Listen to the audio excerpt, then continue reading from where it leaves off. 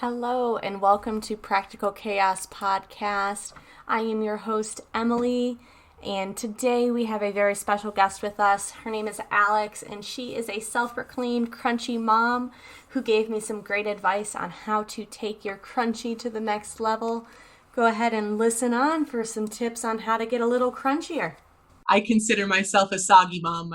So I have crunchy mom aspirations, but not enough oomph to get it done. So I'm a soggy mom. Maybe I will be your motivation to raw it up a little bit. So get a little crunchier. You explain how you view being a crunchy mom. Well, I think it's more of an idea on how you want. It's not just something you are. Like, it's a whole lifestyle. And you can apply it as much or as little as you want. And a lot of it is to deal with like the science behind the products that you're using and why they're harmful and why you should look for more natural alternatives.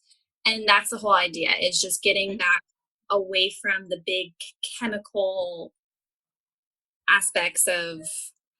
Well, they put so much into everything now. It's ridiculous. Exactly. And it's, as I sit here drinking my Red Bull. Well, and again, it's as much or as little as you want in your life. And you can always, like, I don't know. It's just. Where would you say you apply being crunchy the most in your life? Because like you said, it's as little or as much as you want. Where would you apply it the most? I personally apply it the most in the body products, the household cleaners, the fragrances that we use, the more everyday aspect of medicines. Like, I do believe in modern medicine. So like anti-Tylenol or anti-Advil. But I do believe in like letting your body kind of run that fever for a little bit before you take something, or letting your body have the sniffles for a few days before taking NyQuil or Dayquil or whatever. Trying to let yourself work through it. Exactly. And that's how you're going to build your immune system up. And then I will do natural like alternatives to get you through those phases until you think like, oh, I'm so sick, I need to take something. Okay. So, I use essential oil. And so that's all right. I'll put peppermint in the diffuser to help open up your airway, eucalyptus, lavender, thieves, lemon. All of these are really good for like colds. Okay. And you can do different combinations and different oils for this, that, and the other. And those are what I'll do. Like, my son currently has a cold. And instead of giving him some type of cold medicine, he's only 19 months. So I want his body to figure out that it's okay to have a cold and we're going to get through it, on our own. Yeah. Now, if I hear it get into his lungs or his throat, right now it's just a runny nose. So I'm not going to do anything crazy for it, except for I'll put the peppermint and all that stuff in. Which peppermint and eucalyptus are fantastic. I like to do like eucalyptus in a bath personally. Like, I think it's just so refreshing. Like, it makes everything, to me, like that and tea tree oil everything smell so clean and fresh, and just makes, I don't know, it just makes you feel better. So yeah, I do. So I definitely like that sort of stuff. Yeah. In his bath last night, that's what we put in there, was peppermint and eucalyptus. And then we allowed for it to be extra steamy and warm to help open up those airways. Now, for people who are listening who are interested in like essential oils and stuff, and they do have children, are there some that you just know offhand that maybe they would try and stay away from that might not be safe, or is that kind of... No, there's definitely ones that you want to be educated on. Now, it all really depends on how you're applying it and the age of your child, because both of those will factor into your usage. I don't recommend using any type of essential oil on a baby under the age of 6 months. That's Okay. just a good rule of thumb. Now, there are certain oils that you could use, like lavender, but you have to dilute it. So that would be with like some type of carrier oil, like fraction coconut oil, grapeseed oil, avocado oil, something like that. Okay. I would consult with your pediatrician first. Now, do you find, or have you found that pediatricians give you any pushback if you do try and consult them on things that are a little bit more alternative? Or I can see by your face that that's a firm yes. Yes, definitely. Even my vet doesn't like it. So, yeah, you get a lot of pushback about any type of homeopathic belief, I feel, in medicine. And where I feel the less pushback is with the younger doctors. So Okay. those are typically who I try to go see. Like at our previous duty station, we had a really nice younger pediatrician, and he was fantastic. And he definitely had some homeopathic beliefs. You know, he didn't believe in giving Tylenol right away or after vaccines. Whereas we move here to Florida and we have an older pediatrician, and she's trying to shove Tylenol down my kid's throat and look at me weird when I put oils on him. And it's like, I think that's a big problem too, is like, because I've done the whole, I know whenever you talk about homeopathic or using essential oils, vaccinations and things like that come up. And, I followed the schedules and I did all of that stuff. But when it comes down to it, like my son also has a cold. He's actually had it for a few weeks, and it went from a runny nose to like chest congestion, which is when I give him, it's like a honey and elderberry cough syrup thing. Is it Zarbee's? I think it is. That's what we use too. Yeah, because everything else you look at it and you're like, I don't know what's in this. Like, alcohol is a big one. Mm-hmm. As much as I would love for him to go to sleep, and I know that would put him to sleep, I mean, it's just scary to think the things that they put in kids' medicine. It really is. And it's not even just in their medicine. It's in their body wash. It's in their baby powder. I mean, I don't know if you know this, and I don't know if I'm allowed to say big company names. I mean, at this point you can. Now, if the company comes and decides to sponsor me, this episode may have to disappear, but I doubt that they will. But if they do, we'll edit it out. Okay. Well, I can shorten it. So J&J have a product, a baby product. It's their baby powder, their old version. Now they have two types. They have one that is made out of aloe vera and vitamin E. Okay. And it contains 0 traces of talc.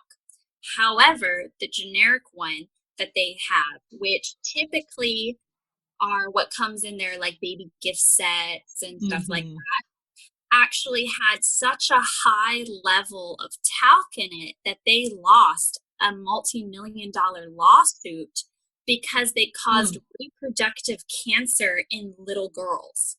And that's ridiculous. And that was recent. I remember hearing about that. That was just recently where they figured it all out. So they've been a big, baby product company for a long time.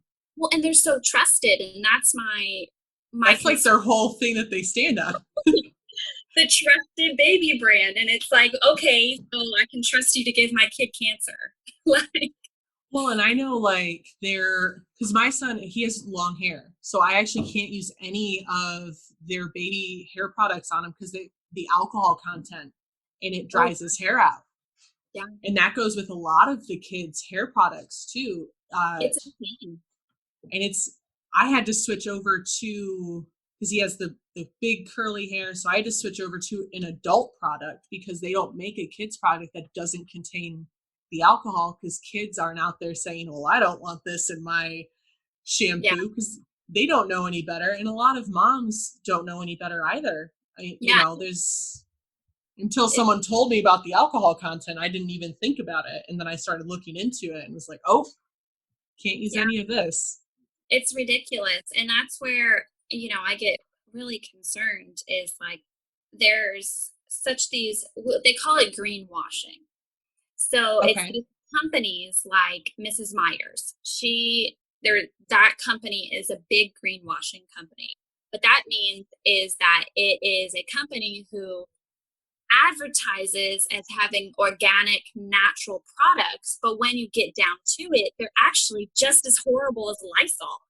See, And and that's crazy because I've definitely, and they cost so much more too. And I know that's a big factor in why people choose one or over the other a lot of times. But to have something that you're saying, this is better, so I'm going to charge more for it. And then you get into it and it's not even any better. Like yeah, you might as well have just been buying, the Lysol to throw on your counter instead. yeah. Now there's an app that I like called Think 30, and you can download it and then scan do this, and you're going to want to become crunchy because that's how I got started. Uh-oh. So I downloaded this app and you scan the barcode of products throughout your home. Now, sometimes when you scan it, it won't pop up because it has to be like in their exact system. So if you have like, A different scent or something like that. or size, so like if it was a Okay. travel size versus like a 32 ounce, it might not scan correctly. So you can always just type it in. Okay. And it'll rate the level of dirtiness, quote unquote dirtiness, in Yeah. your product, and it'll break it down on exactly which chemicals are the dirty product and why and what they can cause, which is really great, I think. Okay. And if you're looking for healthy alternatives, you can also type in products that you want. So you could be like, I need a baby shampoo. So you can type in baby shampoo and it'll list all of the green options. Hmm. And then as you go further down, it'll list the unhealthier things. Um, Yeah. Now, big companies that, again, with the greenwashing, BabyGanics. I have seen a lot. I think I have one of their lotions upstairs actually. Yeah, it is not organic like you think it is. I believe their biggest ding is the fragrance that they put in it. Okay. And their second ding is that they have trace amounts of carcinogenics in it. And it's little things like that. And then, and like you said, expense. That's a big problem with being, or not problem, but why I think a lot of people don't get into being in the crunchy lifestyle because they think it's more expensive. And Hmm. in certain aspects it is, but I broke it down for this to really like think about my budget. And I would say overall in a month of grocery shopping, I probably spend $20 more a month. See, and that's not really what you would think because looking at the That's price 45 differences, like yeah, because I mean, looking at the price differences in the store, it's easy to look at it and be like, oh man, I'm going to double my groceries.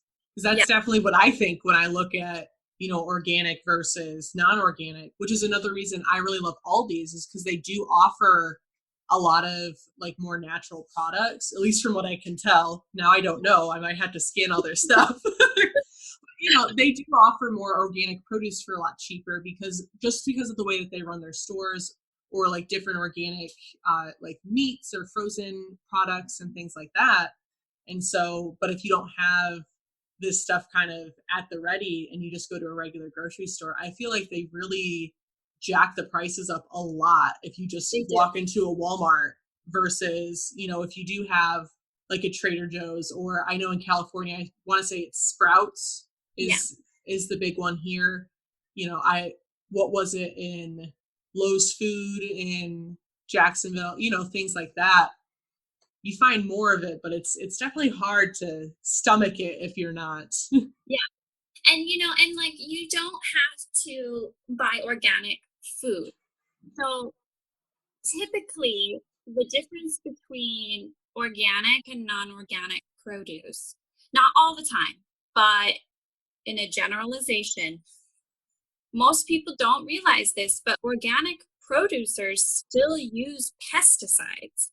However, there's one specific chemical, and I can't think of the name of it, but there's one specific chemical that they remove that can allow them to classify their produce as organic. And that's like with a lot of the organic meats too. I think there's one or two things that they don't do, and like the milk and different things like that. Yeah. And so like if you don't want to spend the extra money on your produce, and I don't always, like I don't always buy organic produce because I have a very large husband that I have to feed. And it is very expensive to I feed can him. imagine. But my big concerns are with the cleaners and doing the reusable bags and okay, like the reusable Ziploc bags and stuff. I actually just bought a bulk pack because I only had 3 and it was frustrating. You can buy reusable mesh bags for your produce. I have seen those actually. Yeah. So I bought like a 15 pack on Amazon for like, I don't know, $5 or something. And you just put your produce in that instead of the plastic bags. And that's another way you can introduce the crunchy lifestyle back into your life. Okay. And you can rinse your vegetables right in those bags, which I think is the biggest sell. That is really nice because I know it surprised me with California because of how big they are on like making you purchase plastic bags everywhere that you go. The fact that all the grocery stores though still offer those tiny little bags you can pull out and put produce in at no extra cost kind of blew my mind a little bit. I was like, you would think if they're so big on the other ones. Now, I've seen some of those companies use recyclable ones. Okay. They are made out of recyclable plastic, or they are made to be recycled. And I just now saw, before we moved, produce stores like those were starting to sell the reusable mesh bags in stores. Which would be fantastic because I don't think I've ever seen them in store. I've only seen them online. Yeah, I had never seen them in stores until I went to Sprouts one day. And like right there in the produce section for like a 3-pack, I was like, oh, you should advertise this more, like put them out more, because I had no idea you had these, and I love this idea. Yeah. Well, they're probably more durable too if you look at it, because I have a whole plethora now that I live in California of reusable bags. Yes. I have all the freezer bags and all that, and I absolutely love them. Like I hate when I go to the commissary and I forget the bags because they'll still give you the regular plastic ones, and they always use 800 of them. I don't know why. They'll be like one thing. With my reusable bags, every time I go to the commissary, they would use every single bag I brought, and I'm like, you're like, you needed 6 of those, not 15. Yeah, like I brought 15 because I wasn't sure how much I'd buy, but you only needed 6. Yeah, it drives me crazy, and I think that with little things like that, people think they need more than they actually do. And then they start looking at the cost and they're like, oh my gosh, like it's going to be too much, but you pick one up every time you go out and it. Yeah. And, honestly, so that's to get back to the cost of like the body products. That's what I've noticed the biggest with using my natural products. So a big company that I like, that I will, in my level of crunchiness, I like 7th Generation. Okay. They are easy. They're accessible. They have great scent options. And they're affordable, which is my big thing. Because I am a big penny pincher. People don't necessarily correlate penny pinching and crunchy mom, like in the same or whatever. But no, I am a big penny pincher. My husband makes fun of me all the time because I am such a stickler about how much he's spending, or even how much I'm spending. Now, so I really like this company because I don't use as much product with them that do with others. Like they have these really nice, kind of like Lysol wipes, same concept, but they're all natural, and they have two different kinds. Their peppermint ones are more my favorite. If you break it down, you can buy a 3-pack and get more for like $8 than if you buy their big bulk one in the other scent. You end up getting like 30 wipes more by buying the smaller 3-pack of the peppermint one than buying one big of the lemongrass one. Fun little tip there. But anyway, I like it. I don't use them as much because they go as far. They go further. My hands don't shrivel up when I use them, so I'm not soaking up all of those chemicals. And only 3 chemicals that are used in Lysol products are actually regulated by the FDA. Oh. That's it. 3. And there's probably 10 on the back of that? I would say at least. Yeah. Only 3 of those are actually regulated, which is kind of scary when you think. Yeah, because, well, then you don't really know What's the effects of any of the other stuff that's in it. And I've made jokes before that, as we, go forward into the future, everything that I own I'm going to get a notification that there's something terrible in it at some point or another. Yeah. So, and that's like a big thing is like, everyone's like, oh, well, something's got to kill you eventually. And it's like, yeah, but let's just try and not kill my kid, Yeah. Right now. Well, and if there's something that you can do about it. Exactly. And that's my other thing. Because I had a lot of pushback from people when I got pregnant and I was telling them like that I wanted to use organic products because I use organic products on myself. So why would I not use them on my kid? Yeah. And I got a lot of pushback from people, and it was almost like infuriating how much people were just nasty about it. Mm-hmm. And like, I understand that, something's going to kill you eventually, but it's like, if I know there's a better product out there than what I'm using, and it only costs me, I think a bottle of 7th generation spray is $2.64, and I think a bottle of the same size as Lysol is like $2.19. So 50 cents for a bottle. I'm gonna pick the 50 cents more because I spend 50 cents blinking an eye every single day. And it's like, well, and especially if, like you were saying, if it goes further, if I'm gonna have to use more of the Lysol to begin with, why not use a product that I like? We're all willing to spend more money on a brand that we like when it comes to our shampoos, or even buying the Lysol to begin with over a Walmart brand or, whatever brand it is that you would buy, so why not spend a little bit more, like you were saying? Now, if it's outrageously more, if I'm paying double the amount, then I might look at it a little bit differently, but I could definitely see that. Just a little bit. And another company, and this is where I got a big pushback, is when people were gifting me things for my baby, and I asked people to not buy any baby products, like body care like products. Soaps and stuff like that. And people kind of like stuffed their nose up at me, and it's like, I had to explain to them that I understand the products I'm choosing are more expensive. So if you would prefer to not spend your money on these items, then go spend them on, a pack of diapers or swab, whatever. I will cover the cost of the baby product because I won't lie to you. If I got Johnson & Johnson stuff, I immediately went to the store and returned it and bought what I wanted. Mm-hmm. Oh, I believe you. And the company I really like for their baby products is Honest Company. Okay. I've heard a lot about them because they do all the different diapers and everything. And I know they've become really big I've seen a lot more about them over the last 6 months than I had while I was pregnant.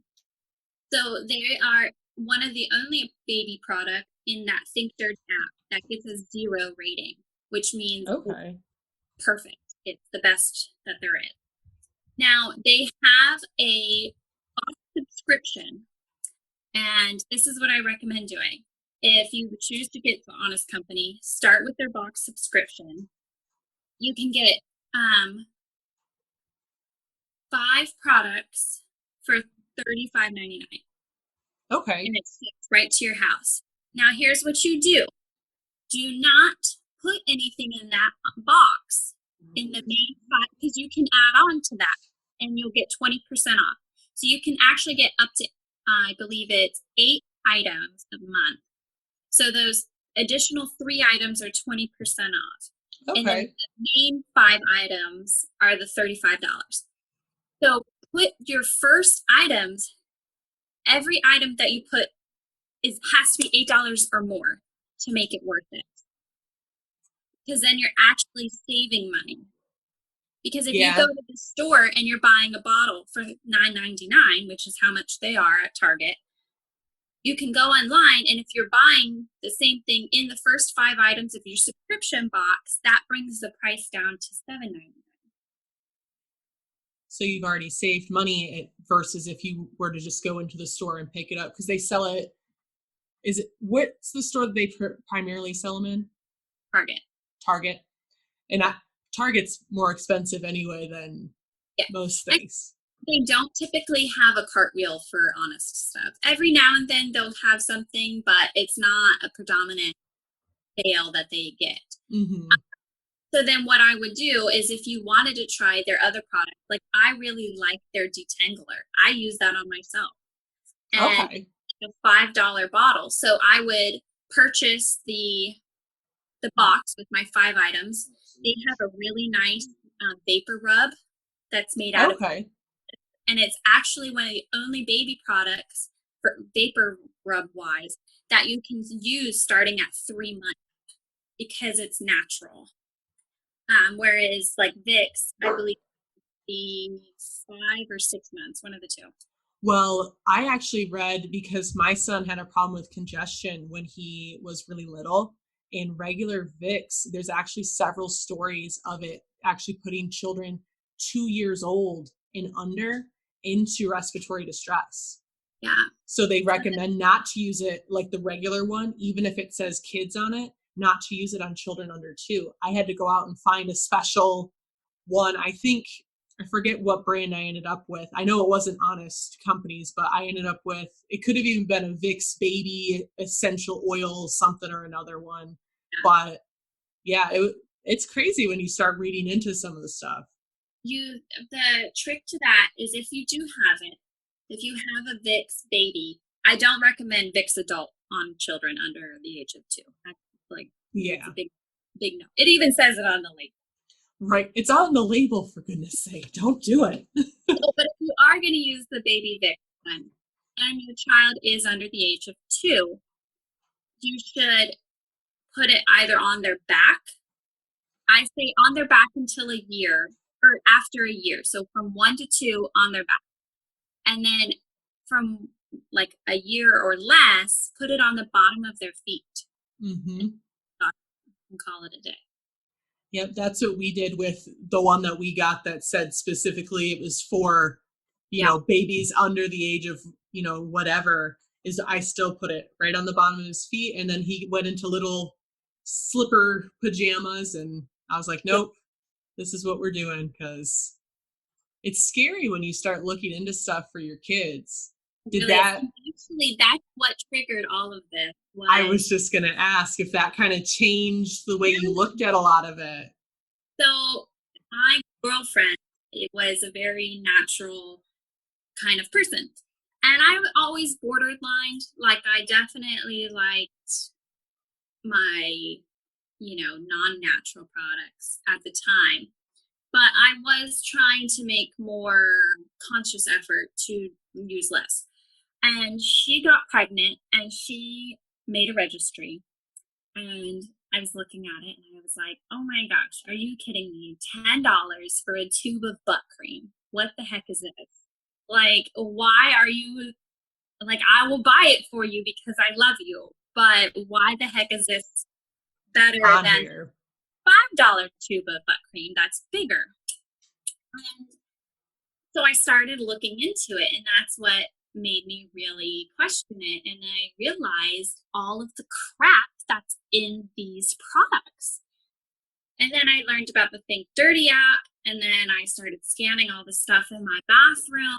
And I kid you not, everything was like a rated 9 or a 10. Oh my And gosh. I threw everything out. Everything. How does your husband feel about, does he, I guess, is he as on board, or does he just kind of go with the flow? So it started, he was actually deployed when I did this. So he came home to it. Oh no. So he came home from deployment and I was like, hey, we're crunchy now. Like, he was like, oh, that sounds like great fun. yeah, so it was perfect because, I could hide all the receipts from when. Right? You're like, don't worry, it fit in our budget. It was fine. It's all good. No, so he actually really didn't care at first. He was like, yeah, whatever. Like, it's not, he's like, I don't care. As long as I get clean, I don't care that I smell like lavender and cedar wood, Which is both delicious smells, by the way. Really is. It really is. So then as time went on, I became more aware and I started to really get into it. I started changing out not just our bath products, but our cleaning products. I got rid of almost all of our candles because candles are really bad for you. Mm-hmm. I say this as I'm burning a candle right now. Well, I mean, we're not all perfect, so it's okay. And that's another thing too. That's I'll bring it back to the whole you fit it into your life as much as you want. Like I still burn some candles, not all the time like I used to, and I'm more picky about what kinds of candles that we burn. That you buy. But I still burn them because I like the ambiance, Mm-hmm. and it's good. But we started using essential oils and those things, and now he loves it just as much as I do, and he will go and put oils in my diffusers and let them run. Really, like into like making different combinations, and anytime we have company, he's like, "Oh, we should put a scent on," and Oh, well, that's good. Yeah, and did he, because I know you said you ran into a lot of pushback when it came to, telling people about the products you wanted for your son. Did he kind of stand there with you and be like, no, like, this is how it is. This is how we're raising our child? Or did he kind of take a step back and let you, I guess, handle the brunt of that?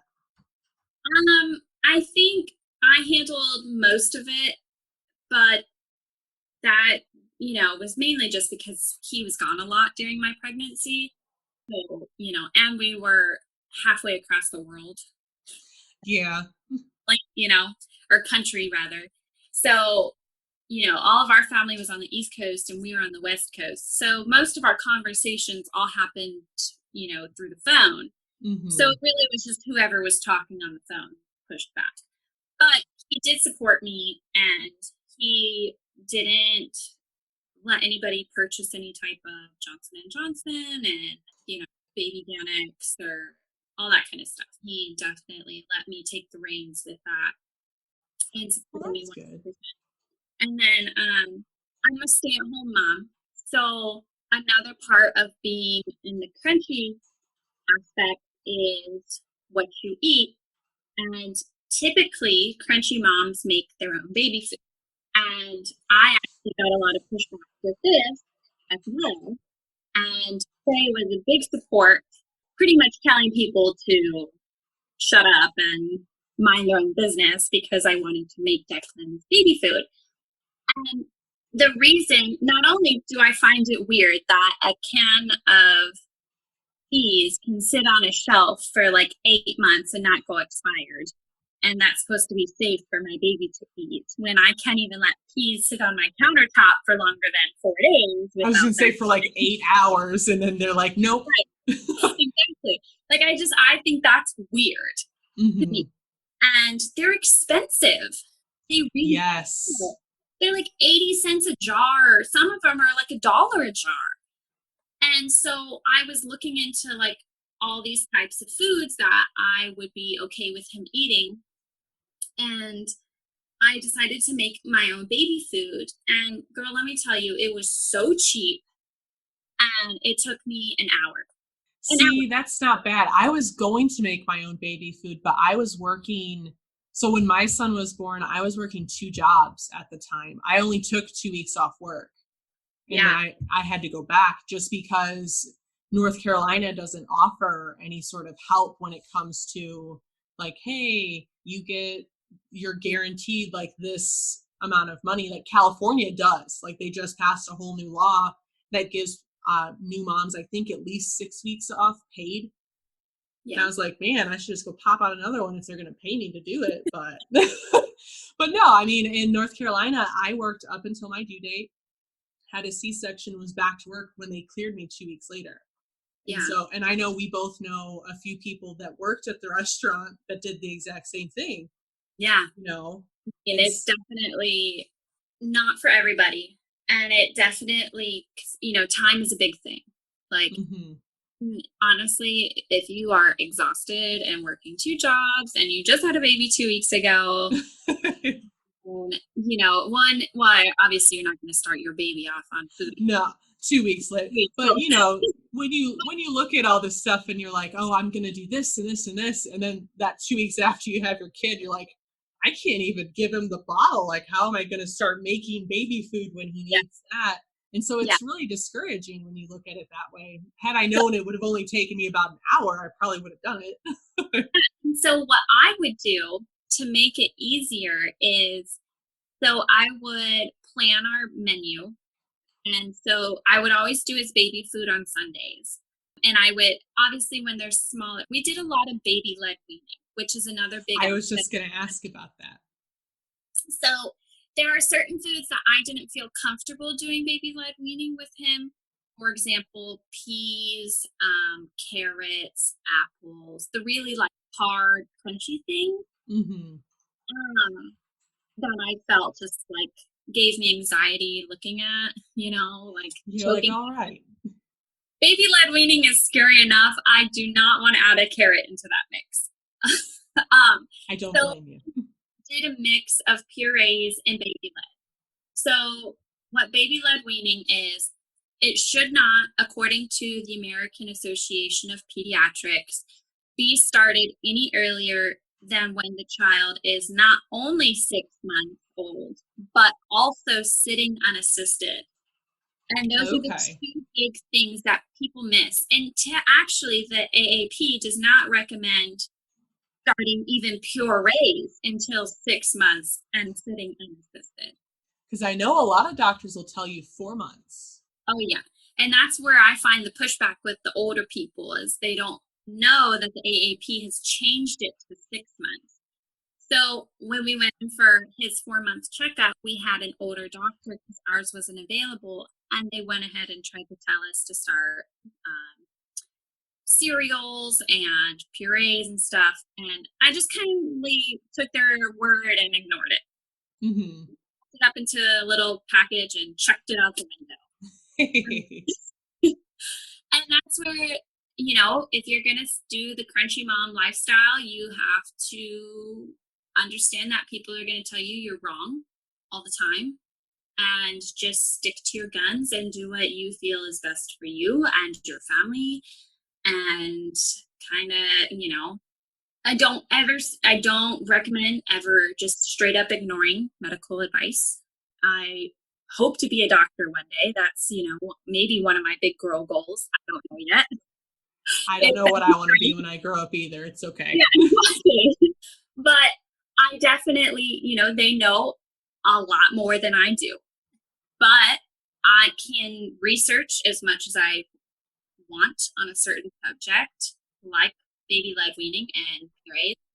And, I feel like if the board of pediatrics says 6 months and unassisted, then that's what I'm going to go with. Yeah. I really don't care about Joe Schmo and what she did with her kid. And we didn't do any cereals because it's a filler food. I was just going to say, they say they don't have any nutritional value, because I did the oatmeals with like fruits mixed in. Yeah, that's one way you can do it. Only because he wouldn't eat like fruits and vegetables by themselves, so I had to like mix it with stuff. He's still weird on texture. I don't he didn't like the texture of them. So Yeah, my kid doesn't eat meat, so. my kid eats chicken nuggets. That's about all I got on the meat front. He'll eat hamburger, but only if it's in spaghetti. Other than that, he won't touch it. Mine eats salami, Oh. beef jerky, and taco meat. That's it. Those are the only 3 meats I can get him to eat. Hey, that's 3 more than a lot of people. I had a friend whose daughter only ate chicken nuggets and pepperonis. That's it. But if it didn't look like a McDonald's chicken nugget, she didn't eat it. Huh. And if it wasn't a pepperoni on a pizza, she wouldn't eat just pepperoni. Like they had to do other sources of protein for her. So she had to eat a lot of peanut butter and things like that. Because you obviously can't feed your kid pizza all the time. Right, exactly. Even when that's all they want. My son, I asked him yesterday, what do you want for breakfast, baby? Pizza. I was like, no, you're not having pizza for breakfast. What do you want for lunch? Pizza.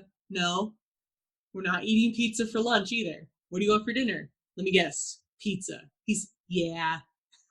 So you might like this. I have a cookbook that I just got. It's called the Organic Toddler Cookbook or something like that. You can get it on Amazon for like $10.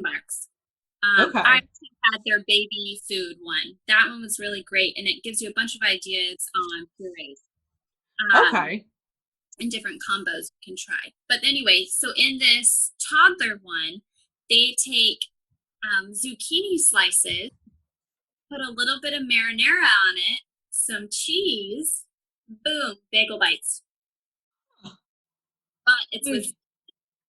See, I might have to try that because he's real weird about vegetables, but only for me. He eats them for the babysitter, but he doesn't eat vegetables at home. So it has a ton of like food options, sides, dinner recipes, breakfast recipes, and so far everything I've made out of them my kid loves.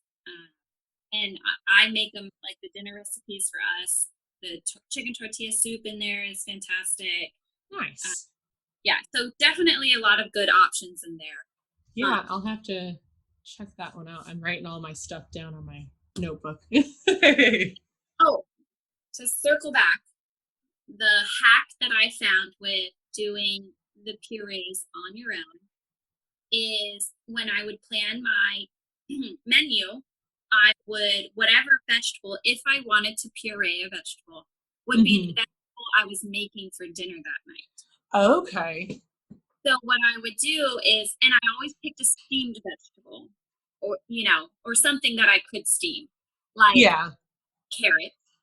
So what you do is when you like, take your vegetable peeler, get all the gross stuff off of it, then keep vegetable peeling it until it's like zero, like oblivified. There's nothing left to vegetable peel, and put that in your pot, and then steam that. Okay. And that to your food processor, and then puree it. That's it. That's all you have to do. And then you put it into, like, your baby typically will only eat about an ice cube's worth of food. So you pour all your puree into an ice cube tray, chuck it in the freezer, and you're good to go for like a week. Nice. Yeah. See, because they sell all those tiny containers, and they sell all the specialty this, that, and the others, and like get a free tray from the dollar store and call it a day. Right? I like that much better because I got given baby food containers that I'm pretty sure I ended up giving away to somebody else because I was like, I will never use these ever, because I was just like, no. I toted them around for one move, and that was enough for me. And by that time, my son was too big for purees. He was eating regular foods because we did a couple purees, but we skipped them for the most part as well. Yeah, and just went to the baby led. Now, a company, so people who want to make a healthy alternative, a big company that I really like, they sell purees, and they also sell squeeze pouches. And my son absolutely loves their squeeze pouches. And I do not feel bad at all about giving them these, because what happens with the squeeze pouches that you typically find in the store, like Gerber or plum or beech nut, all these, it's very hard to find vegetable ones, just plain vegetable ones. That's my They're biggest thing. always mixed with the fruit. We waited to start fruit until he was like 10 months. He didn't have a single fruit. Okay. And that's just our personal decision. They say that you should start fruits last. That makes them not want the sugary foods as much. Yeah. So anyway, Once Upon a Farm is the Okay. and they actually have a box subscription service because it's really difficult to find them in store. The only places that sell them in store are Target, Whole Foods, and some Walmarts. Okay. And typically you can only find the squeeze pouches and not the purees there. Unless you have like a super Target or something like that. So you can get them online, and they have like everything that you could think of, and they expire after like I think it's 4 months, which is a good indication that they're legit. And they have to be refrigerated.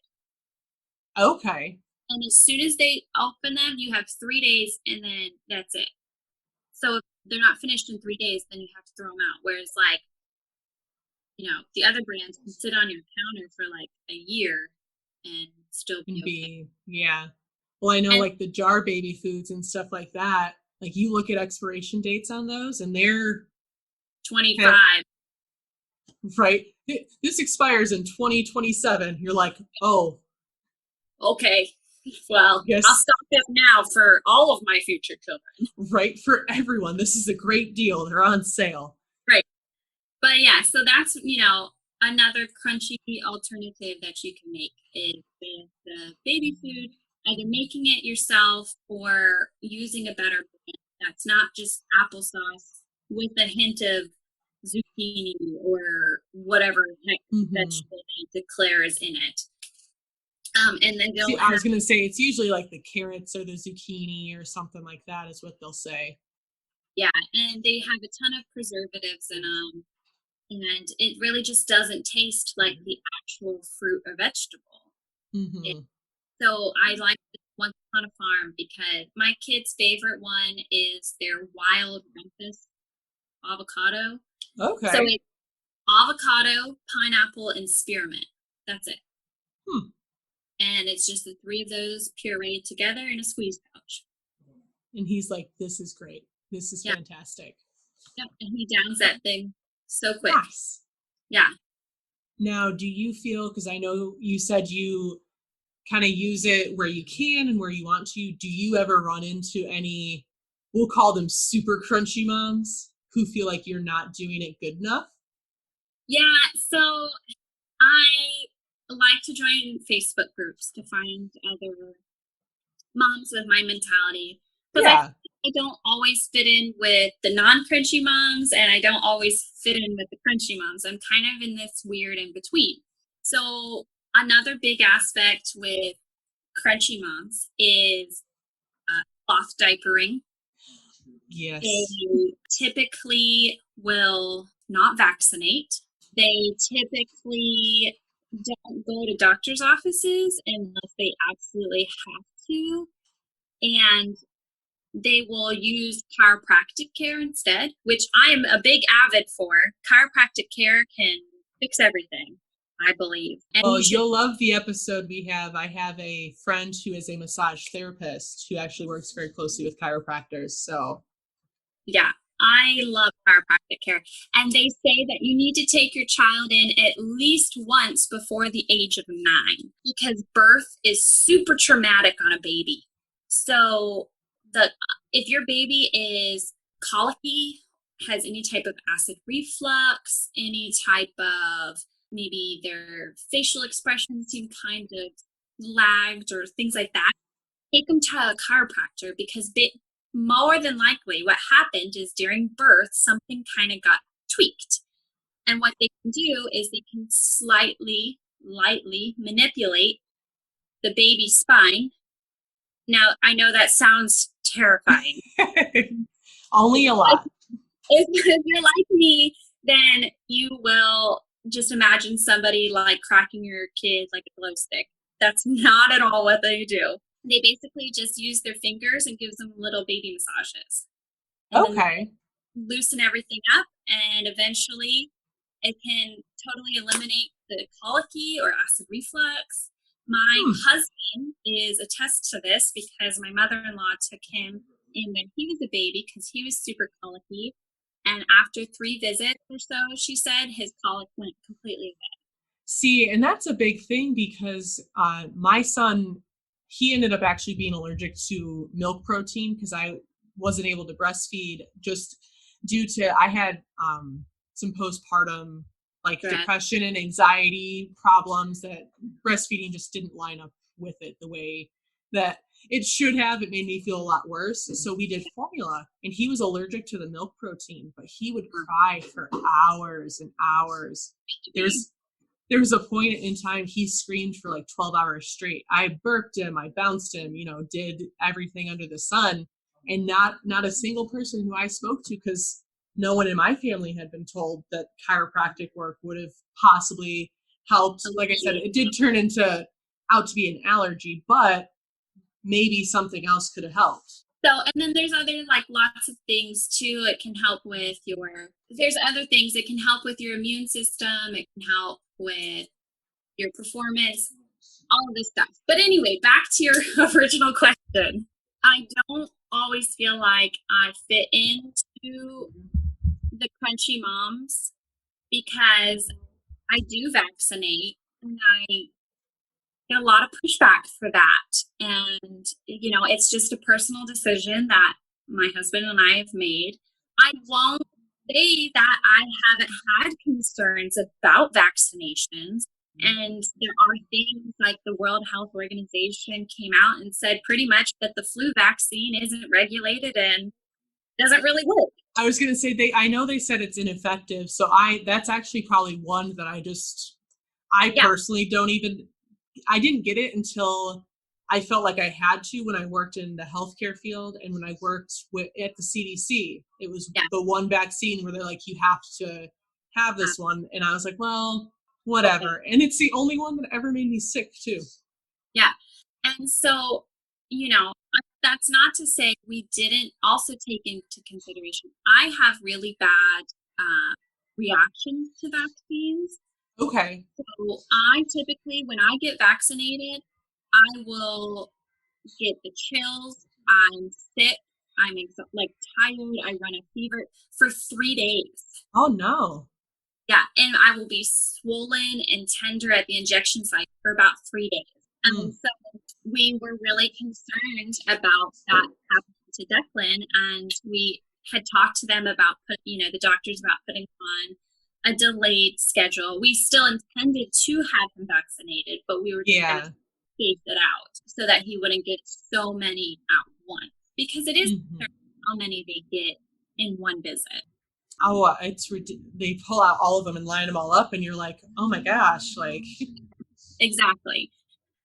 So I do find that I don't fit in a whole lot with those moms. So I tend to stick to the people who are not crunchy. That's more of my group of people. And I feel like I can get away with that because I don't force my crunchiness onto people. The sanctimami. Right. So if you have questions, I'm here to answer them. I will be an encyclopedia worth of knowledge and give resources and recommendations. But at the end of the day, it's your decision, and I'm not going to berate you because you decide to vaccinate your kid. That's totally okay. But I also then ask for the same respect to be given to me when I decide to not allow my child to watch TV, to use organic products on him, to use essential oils, to use chiropractic care to cure a cold. You can't ask for me to respect you if you don't respect me. Respect, yeah. And you feel like you find more of that in the groups that aren't necessarily like, I'm the crunchiest mom out there sort of thing. You do find a little bit more leeway as far as like that goes with maybe the mom whose kids eat pizza rolls off the floor. Not that mine's done that recently or anything, but. Okay, mine has an obsession with dog food right now. It's a whole thing. Nice. But luckily we kicked that, but he did carry around a piece of poop and was telling me it was a rock the other day. And I didn't realize it was not a rock until much later. It was rough. We haven't gotten there yet, thank God. But don't worry, it's good fun. I'm sure it's around the corner. Yeah, I definitely find more leeway in the people that aren't on the crunchy side of the spectrum, we'll call it. Mm-hmm. And those who are on the far end of the crunchy spectrum, the, extreme non-vaccinators, the, all that stuff, they're bullies. Like, they are not forgiving, and it kind of sucks because it's like I have so much in common with you, and I would love to get your recommendations on chiropractic or on essential oils or what you've been doing with your kid on, new ideas for dinner or lunch or breakfast or whatever. Yeah. A lot of them believe in the Montessori method, and so do I. And so it's, like I would love to talk to them about that. But it's always like something I feel like I'm just not quite on their level, and I get like berated for it. And that really is a shame, because I do feel like that's the mom that everybody thinks of when people are like, well, I'm kind of a crunchy mom. Oh no, like that's not going to be good, because that's the one that's the loudest about their opinions. And it's a shame, because like everything that we've talked about, I'm like, oh, like that makes a lot of sense, or like, oh, I never thought about it that way. And it's a conversation that could be really easy to just say, hey, these are the things that I do. Or even like, oh, I'm having a problem with this. Well, have you tried chiropractic care? Like, had someone said that to me when my son was little, I would have looked into it a lot more. Yeah. And I didn't hear about it till a lot later, and just little things like that. And that's what I find difficulty with, is like when I tell people, I kind of get shy about it because I've had such a bad reaction to it, Yeah. So when I tell people that I use essential oils or I believe in chiropractic care, they almost like, even the non-crunchy ones, they kind of come at me and they're like, oh, well, you're harming your child because you take them to a chiropractor. And I'm like, well, actually, there's specific certifications that we look for. A good website to use is icpaforkids.org, I think, maybe .com. ICPA for Kids. And you can go on there, put your zip code in, and then it'll pull up every single licensed pediatric chiropractor for that area. Now, they have to buy into that website, so it may not list all of them, but it should give you quite a few options. The biggest thing I recommend looking for is the Webster certification. Okay. So, and they specialize with pregnant women and pediatrics. And I saw a chiropractor when I was pregnant, and girl, it changed my life. Like, I wish that I had seen a chiropractor, or my friend encouraged me, because like I said, I have a friend who's a massage therapist, and she encouraged me to see someone for massage, but I couldn't find anyone who did prenatal massage, because I was like 30 some weeks pregnant. So I needed like the special table, and like you can't push on a woman in these certain places because otherwise they could go into labor. Though that would have been great at the end of my pregnancy, but I was 28, 29 weeks when I first started going, because Declan sat so low that I had such bad lower back pain. I couldn't even put my own pants on. Oh no. I couldn't get off the couch. Like, it took me like 20 minutes to get off the couch, and it was like severe pain. So I started seeing a chiropractor, and she rocked my world. And I was, within 3 visits, putting my own pants on. And in like 6 visits, I was getting up off the floor or the couch or whatever on my own.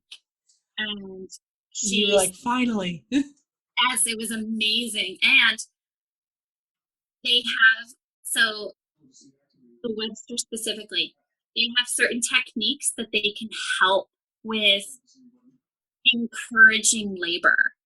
Okay, I was just going to ask if you felt like seeing a chiropractor at the end of your pregnancy kind of helped with your labor and kind of things like that. The biggest thing they work on is optimizing your pelvic floor and the rotation of your pelvis.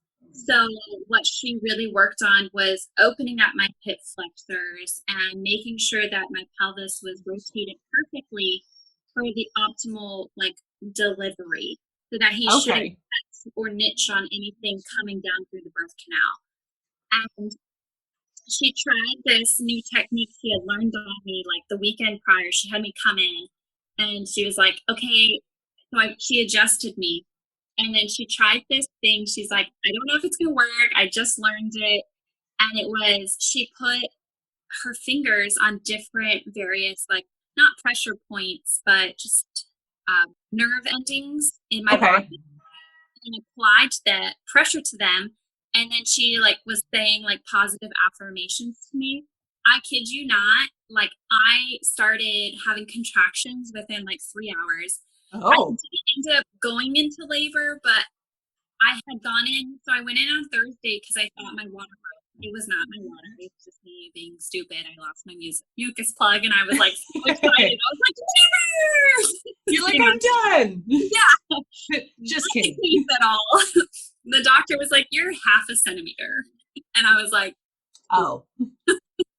So Monday, she did this voodoo witch magic on me. And I started contracting, and Tuesday I went in and my midwife checked me and she was like, you're 3 to 4 centimeters.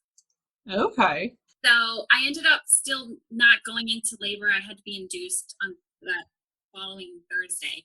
But because I had contracted so much, my cervix was so enlarged, I got to skip the ripening phase and went straight into Pitocin, which was great. Okay. So, so, I just feel like when people talk to me about this crunchy lifestyle, they ask me about it who are not crunchy. Mm-hmm. And they hear that I do all these things. I feel like a lot of them just kind of nodding me. And they're like, oh, you're a crunchy mom, then you keep your kids away from me, or oh, you don't believe in this. And I'm just like, okay, so no, relax. Because they see that in their minds, they see the extremists. Mm-hmm. And I personally feel like I'm a nice in between. I would say so, because I don't feel like I've ever seen you be super pushy, unfriend me if you don't do it this way, or anything like that. And I've seen people ask questions about different things and stuff like that. And I feel like what's important, that us as moms, we're pushing each other so far away from ourselves, because we're like, oh, she's not going to understand that my kid eats chicken nuggets and watches Sesame Street just so I can get 2 seconds of peace, because her kid is, eating something, whatever, however you do it. I feel like we just separate ourselves so much, when the one thing that we can bond on is that all of our kids are jerks. I don't, they eat dog food. They carry around poop like it's a rock. They colored on the wall. All of us are going through the same things, just in different aspects of it. And so I feel like it's so difficult when you sit there and you do hear from, because like I said before, I think of myself as a soggy mom. I have some of these aspirations to be crunchy, but I'm just not quite there. But even that, it's, you just run into so many people who you're like, oh, they wouldn't have that problem. I would never think that someone who is doing a lot of, the more crunchy mom things would run into that super extreme crunchy mom that all of us kind of admire and fear at the same time. There can only be one. I think there's only one. She's at the top of the pyramid somewhere. But, but to think that you would run into other moms who should understand the lifestyle that you're aspiring to live, and to think that they're not out there being supportive it's heartbreaking a little bit, because how are you supposed to, like you said, get recommendations on things, or, if you don't have other people there to kind of help you out. And like, it's just so sad when we think about how far we push each other away. Yeah, it really is. And, and I know you can attest to this, being a military wife makes that so much more of an issue. Oh, yes. And then in addition to that, I'm a stay-at-home mom. So, like, I already move a lot, so I don't have a whole lot of friends wherever I go. Mm-hmm. And I stay at home all day with somebody who can barely speak back to me. Yeah. And not give me a recommendation on their local chiropractor. I would love to have a bigger circle, but I feel like they get in their own, it's hard, especially as a military wife, to move into a new place and get established in these already well-established circles. Yes. And I'm finding that to be a bigger issue. So currently my husband's orders have him not near a military base. And that okay. in normal town, in Florida, and the closest military base is, I think, an hour 40 from here. Okay. And the consequence I'm finding of that is everyone here is well established. They have their own friends. They know they've born and bred here, basically. And, military wives, we make friends a lot faster than the average Joe Schmo. Where we friends, and we either hit it off or we don't. And if we do, we go from 0 to 100. And we're hanging out every single day of the week, and we're getting coffee, and we're fabulous friends, texting all the time, because we don't have the time to either spend it making friendships that aren't going to matter, or to spend it drawing this friendship out when it could just be like, okay, we're best friends now. Like, let's go. Let's go. Come on. Like, I have 8 activities planned. Come on. I have you scheduled in at 2 p.m. every single Tuesday, for the next 3 years. So. Like, let's go. And I know, because my husband was on recruiting duty for a little while, and it is hard to find other people who understand, like, well, why isn't your husband home all the time? Because even when they're not by a base, they're not home all the time at all. Like, he's home 4 hours out of the week. Right. And so, like, well, where's your husband? Why can't he do this? Why? And then, like, for me as well, I was a little bit older when I had my son compared to a lot of military moms. So, like, people with kids my son's age, like here, are 19 and 20. Oh, and I'm almost 30.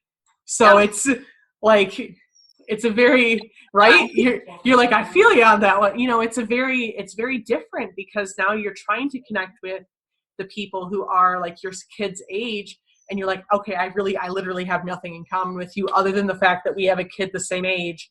Or like, for me, I don't run into a lot of moms who do work in the military world. Yeah. Because I do know it's difficult when we can't, count on your husband to get off at the same time. It's very difficult. I get lucky where I found some babysitters that work with that flexibility, but that doesn't always happen. And that was one reason we decided that, I should be a stay-at-home, is because, he was working shift. And so he would be gone like 17 hours out of the day, or, whatever. It was supposed to be 12, but then they're like, okay, but now we have PT in the morning, and then we have PT this and that. So really his 12-hour shift ended up being like 15, 16 hours out of the day, plus the 30-minute commute each way. So it was like 17 hours out of the day. And then, it was like, oh, well, I have to go in the field here for 2 weeks, field there for 3 weeks, this, that, and that. So it made more sense to stay at home. Now, I did work. I love working. I was a workaholic. And I can attest to that. So, it was a big transition for me. And I don't know if you know this, or remember this on Facebook. So we moved to Pendleton, and I got pregnant 2 weeks after we moved there. I remember seeing the announcement very quickly. Yes. But I also remember when we were working, he was gone a lot of the time that we worked together. Oh, yeah. Well, so like when we worked together, I mean, he was gone almost every other month or something. Mm-hmm. And then he was not home very often. No, definitely not. Yeah, so it definitely made it more difficult. So I didn't have any friends, none whatsoever. And Aww. I had just gotten a job at Starbucks, and all of my friends, or coworkers rather, were like 19 years old. And they weren't married, they didn't have kids, they were 19, they just totally different aspects of life. And so I actually friended my manager. And dating Marine as well. So actually joined. So if you have any military wife listeners, Pendleton. I have a few. So Pendleton offers a class called Centering. And okay. Lejeune offered it too, and I had a terrible experience with theirs. Oh, well, the one in Pendleton was fantastic. The midwife that ran it was absolutely wonderful. And I don't know what the one at Lejeune was like, but the one at Pendleton, it was in lieu of your 4-week checkup. Yep. And it was a 2-hour class. And so they would teach about pelvic floor therapy 1 week, and then breastfeeding and newborn care. And we had a whole class on birth control, which was fantastic. Okay. So, it was wonderful, and I loved it. And I actually got 2 of my best friends out of the class. Nice. And it was like we met once, and all of a sudden we were hanging out every single day of every single week. Aww. And we're all so close in pregnancy, and they were both their first child. It was just so great to have that. But here in this town that's not a military town, I don't have that. I don't have people who understand that life, and it's really difficult to get somebody to be friends and then understand like that I'm moving. Like we're going to be here 2.5, 3 years, whatever, and then I'm gone. I don't have time to meet with you once every month and not end up being friends. Yeah, right. Like not that you're wasting your time necessarily, but like I don't have that much time to invest in making a friendship. You definitely have to kind of fast track it. Like everything else with the military, you fast track it a little bit. Exactly. So it makes it, getting back to the whole, not really fitting in with these circles, it makes it difficult, because when I join these Facebook groups and they want to do all these family meetings or, whatever play groups, I don't feel like I fit in. The one group, though, I will say that I have had the biggest success with across the board, whether you're crunchy or not crunchy, is the baby wearing community. Okay. I love to baby wear, and that's a really big thing with crunchy moms especially. Mm-hmm. It is fantastic for dads. It's for other caregivers, and you can carry with so many different types of carriers and in so many different positions. I have found that even just the online presence and the presence like in the communities, they're so fabulous. And well, that's good. the baby wearing community is fantastic. And I find the biggest support in those groups. So, and there's a ton of different ways to join their Facebook pages. And you don't even always have to talk about slinging. Like you can talk about so many different things, and there's always thousands of women ready to like help answer your questions. See, that's really nice that at least you found one place that you can kind of talk about a little bit of everything, and no one's going to be like down your throat because you decide to wear a sling with your baby versus a different kind of carrier or anything like that you kind of found that really nice kind of middle ground for something. Yeah, because it is difficult. I know we kind of touched on it as far as like the challenges that military life brings. What challenges do you feel like it brings to parenting specifically as far as being in the military life? Well, having consistency is a big problem. It's very difficult to have one parent guaranteed home all the time. Mm-hmm. And there are ways that you can help with like daddy or mommy being gone and, that kind of stuff. You can get daddy dolls or mommy dolls or whatever. And we have one for my son. And I was just going to ask if you had anything like that. we do. And he really likes it. And it has like a recordable message in it and stuff. So my husband and he knows it's daddy and stuff. And he likes it. But, it still is difficult for him to know, like, well, why is daddy gone? When's daddy coming? And then, like your, significant other, you're at the mercy of their command. You will always come second, always. Sadly, yes. It's a frustrating reality of military families that you're always second. And no one really cares about your opinion, so you just need to sit down, shut up, and color. Yeah, well, and especially as a new mom, because you have so many emotions as a new mom. So there's just so much going on, and then to sit there and realize, like, oh, like I'm not my family as much as especially the Marine Corps totes all of this. We're family oriented. We're family this. We're family that. But there's also still only so much that they can do before they have to be like, no, like this is your husband's job or this is your wife's job, because even as I can only imagine being a new dad, being the one to stay home with the baby, and then your wife is, in the military, because that would be even more difficult as well. Yeah, and it's definitely a layer of frustration that you have to get through. And it depends on your spouse's command too. Mm-hmm.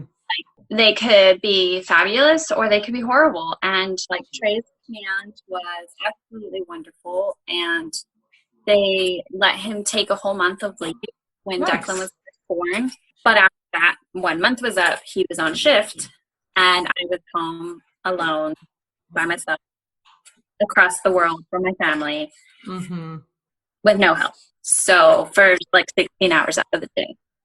And that also caused Declan to not want to take a bottle.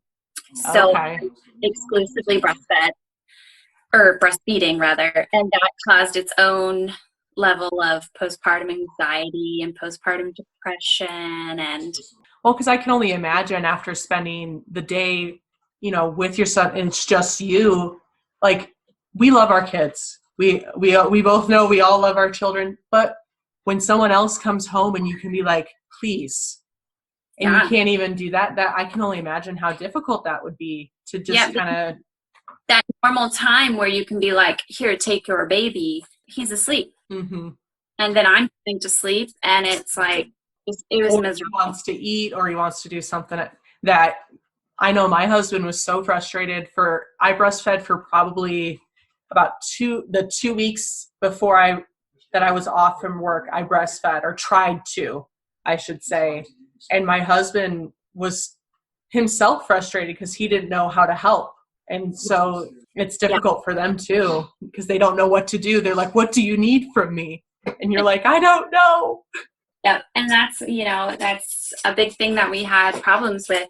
Yeah. You don't get that freedom, I feel. And it's very lonely. Your friends, they have different schedules, like their spouses have different schedules, so they're not always available to do things with you, and it's very lonely. And there's it was rough. It was really rough. And then he got switched off of shift, which was fantastic, into the field for like 2 weeks. And I'm just like, you're like, awesome, this is great, this is fantastic. Do you feel like, I know they probably don't have a statistic for it because I haven't found it anywhere, but do you feel like military moms are probably affected a little bit more with postpartum than just another mom, or do you feel like it kind of affects all moms equally? I think if you were to look at it statistically, you would find a higher rate of postpartum depression or anxiety amongst military wives.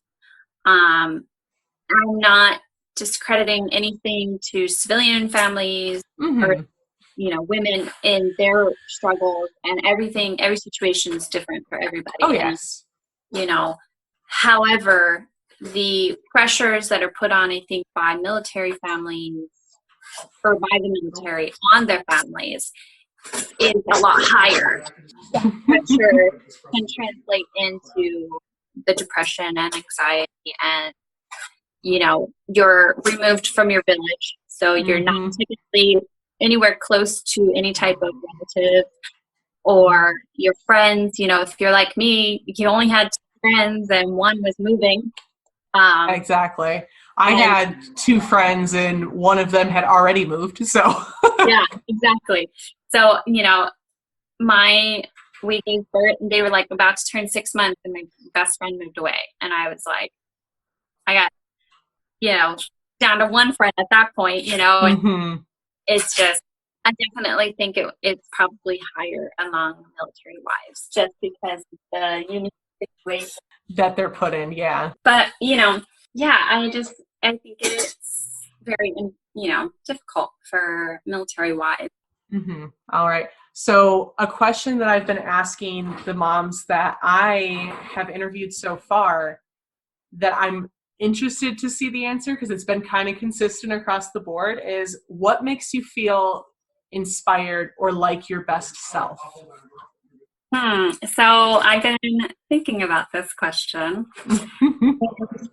It really just kind of, so I'm probably going to have a silly answer. You've made me self-conscious now.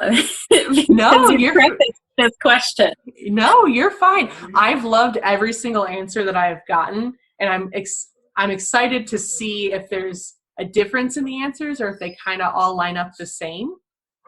So something that makes me feel inspired or motivated is a clean house. Okay.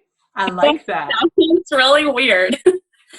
But no, my anxiety, my house right now is a little all over the place, and it gives me such bad anxiety. So when it's all my husband can tell if I've had a bad day, because my house will be like beyond clean. He'll be like, "What happened today?" I'll be like, "Nothing. What do you mean?" He's like, "Well, this." Yeah. The baseboards are clean. Right? You don't dust the fan that often, and I can see that you did. Well. Let me tell you. Exactly. So my favorite, I don't always get to experience it. So we are just transitioning to out of co-sleeping and into his own bed. Okay. And we decided to do the Montessori method of a floor bed. So we went straight from crib to a twin size mattress on the floor. Okay. It's been working great. And so I've actually, for the first time since he's been been able to slip away and just kind of be and do things after he goes to bed, because usually I'm stuck in bed. As much as I love to co-sleep, I also hate it with every fiber of my being. I feel like that's a common thing, is people that co-sleep love it because they love the closeness and they love everything else, but they're also like, I kind of wish I still had some time for myself. Yes. And so what I'm coming to find is that my favorite time recently in my life is when the house is completely clean. All the dishes are done, all the countertops are clean, and it's 10 o'clock at night, and I can just sit there on the couch, enjoy my clean house, my oils are diffusing, and I get inspiration and just I feel good with the smell of the oils, and I can watch TV. And then that always puts me in such a good mood, and I feel so motivated to just go do something, and it makes me feel better when I wake up in the morning too, because I had that time to just be myself, don't get touched, not have something sticky on me, somebody climbing on me. Or I'm still breastfeeding, so not have somebody on me all the time is a big thing. Just be touched out sort of thing. Yes. Aww. Well, good. Well, I'm glad you can find like your space and your, time to be able to do you now that he's kind of sleeping by himself. Because I can only imagine I did not co-sleep just because the idea terrified me and gave me more anxiety than the anxiety I already had with him sleeping. And Yeah, so I can only imagine just feeling just touched out all day because I get that just from the normal stuff that he does. it's rough between being a stay-at-home, extended breastfeeding, co-sleeping. You're like, I finally found my time and it is Yes. glorious and I will take that. Nobody look at me. Yes, exactly. Like, don't move, don't blink, like just sit there. Everyone look away. Yes. All right. Well, the last question that I have for you, and it's really going to be more for you to just give any last bit of like advice or inspiration that you have for moms who are listening, because a big thing that the moms asked when I did post on my Facebook and was like, hey, what would you like to hear more of if I were to start doing interviews? We all have this concept of, this mom that does it all, because each and every one of us, I feel like in our own way, we're the mom that does it all. And so what would you like to say, I guess, to inspire or reassure, other moms who maybe are trying to get into a crunchier lifestyle or who are just listening to this and maybe are starting to get a little inspired? Just what would you like to say to, other moms out there that are listening as far as to inspire them or reassure them that what they're doing is okay, I guess? Okay. Well, and from the aspect of like the crunchy mom lifestyle, if they are listening and they're thinking about, hey, maybe this is something I can do, just start small. It's cheaper than you think it is. And you don't have to go 0 to 100 in a day. It took me a year and a half to really adopt the whole lifestyle. It's a Mm-hmm. process, and unless you want to drop a lot of money at once, which I didn't. So, I don't. educate yourself. That's the biggest thing that I do is I love to research things. I'm a big fact finder. My husband teases me all the time because he always says I do that. Well, actually, I had a friend in college that we called actually because anything you said, she would say, well, actually, did you know? So her nickname was actually. yes. So, and I get that people might be listening in and they might think that like, oh, well, she's got it all figured out. She's so crunchy or, organic or whatever, No, that's not true. Like I apply it, but I'm still the same mom trying to struggle to keep her kid from eating dog food. Yep. Currently, he is climbing like 3 boxes to get a pair of scissors out of my drawer. Like I found him on top of my countertops the other day, just chilling. Like Yeah, no. the same struggles. I have days where I yell a lot. I have days where my house is torn apart and I don't care and I just pack the kid up in the car and go to Target and walk around aimlessly and probably spend too much money, Yeah. and it's okay. Like, however, the one thing that I find to help with all of my stress and, just frustration and stuff like that is the one thing I do. Well, I do 2 things every single day for myself. Those are I take a shower and I drink a cup of coffee. I cannot function without Those two. whether it's coffee at home or coffee out and about, it doesn't matter. But my biggest one is I have to shower. That not even 20 minutes because usually he's climbing on top of the counter. So we'll say 10 minutes. That 10 minutes out of every single day is what I use to just kind of breathe, feel clean, relax, and just kind of start my day and feel good about myself. Because I feel like when I don't shower and I I don't feel good about myself, which turns into me yelling a lot and me feeling frustrated and feeling like a crummy mom, which makes him upset because then he feeds off of the anxiety. Mm-hmm. And it's just an all around bad thing if I don't get my shower. So, or my coffee. And you can incorporate your kid into it too. I've learned that Declan loves helping me make my cup of coffee. So, Okay. you know, that's something that like I let him help me with. He scoops out, well, I measure out the grounds and then he puts them into the filter. Mm-hmm. But he loves pressing the start button and I let him pick out what coffee cup I drink out of. Okay. You know, and it's just little things like that. And everyone struggles. I don't do it all, you know, and None of us do, and we do all of it all at the same time. Exactly. And, you know, I just feel like if you have that one thing, whether it be a shower or read a book or read the Bible or drink your cup of coffee, whatever it is, I feel like every caregiver, not just moms, but like dads too, if they're stay-at-home dad, find that one thing to do for yourself habitually every day to help you just, you know, and it doesn't always work. I'll tell you that. It doesn't always work because some days I have to run out of the shower because I forgot to lock the back door and my kid's letting all the animals out of the house and I'm soap in my hair and half naked chasing my kid who good fun. Yeah, you know, but it's a fun time. But trying to find that one thing, I definitely can agree with that. Just trying to find one thing that makes you feel like a person. Yeah, like a person. Like a normal human being.